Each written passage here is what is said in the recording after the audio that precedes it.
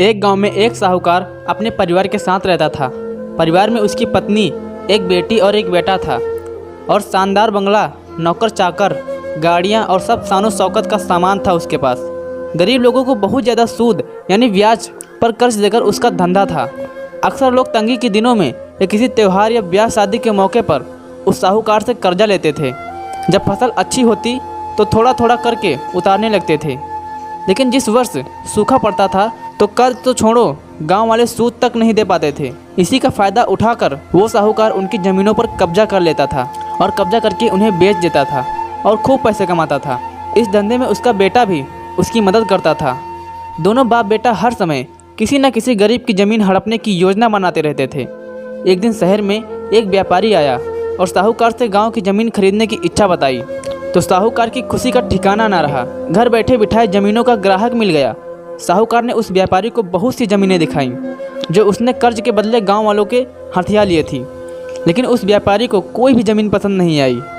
गांव में घूमते हुए व्यापारी को एक ज़मीन का टुकड़ा पसंद आया। उसने साहूकार से उस ज़मीन के बारे में पूछा तो साहूकार सोच में डूब गया। असल में वह ज़मीन तो एक बिना माँ बाप की लड़की की थी जो कि वहाँ पर रहती थी। उस लड़की के माँ बाप ने साहूकार से 20,000 रुपये कर्ज लिया था, मगर उसे चुकाने से पहले ही उनकी मृत्यु हो गई। गांव के पंचायत ने साहूकार से उस ज़मीन पर कब्जा न करने को कहा। भला पंचायत की बात कैसे टाल सकता था साहूकार, मगर दिल में हमेशा ही उस ज़मीन पर कब्जा करने की बात सोचा रहता था। आज व्यापारी की इच्छा सुनकर उसका लालच बाहर आ गया था और उसने ज़मीन पर कब्जे का मन बना लिया था।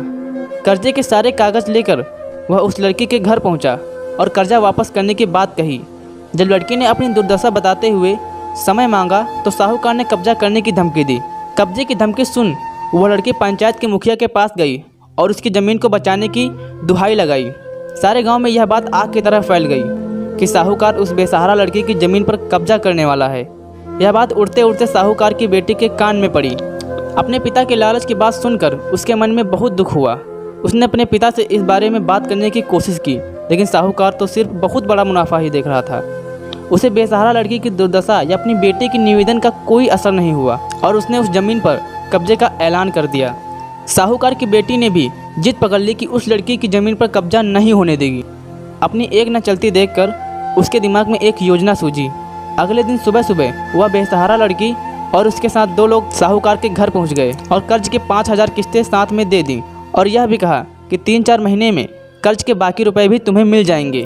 रुपया देने के बाद रसीद लेकर सब चले गए। अब किस्त मिल गई थी, इसलिए पंचायत ने भी कब्जा नहीं करने को साहूकार को बहुत परेशान किया था कि आखिर उस लड़की के पास इतना सारा रुपया कहाँ से आया। कल तक वह तो दाने दाने को तरसती थी और आज 5,000 रुपये देकर कुछ भी समझ न आने पर उस गांव वाले से पूछताछ की, लेकिन कोई भी रुपया के बारे में नहीं जानता था। कुछ दिनों बाद वह लड़की फिर 2 गांव वालों के साथ आई और कर्ज की बाकी रकम चुकाकर रसीद और कर्ज के सारे कागज लेकर साहूकार को परेशान कर दिया। आखिर इस लड़के के पास इतना धन कहाँ से आया। इस तरह कुछ दिन और बीत गए। एक दिन साहूकार को खबर मिली कि उस बेसहारा लड़की ने अपनी ज़मीन बेच दी है और कुछ कर तो सकता नहीं था, लेकिन उत्सुकतावश जाकर देखा तो चौंक गया। ज़मीन पर एक बोर्ड लगा था।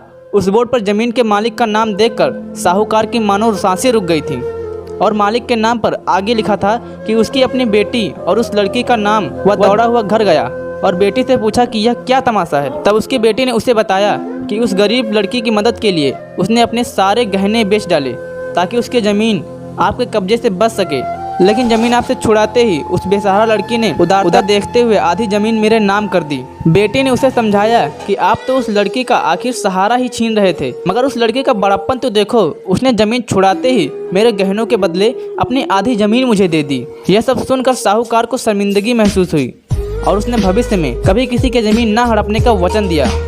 आपको यह कहानी कैसी लगी नीचे कमेंट करके हमें जरूर बताइएगा और अगर आपको यह कहानी पसंद आई हो तो अपने दोस्तों के साथ जरूर शेयर करिए। चैनल पर नए हैं तो सब्सक्राइब करिए।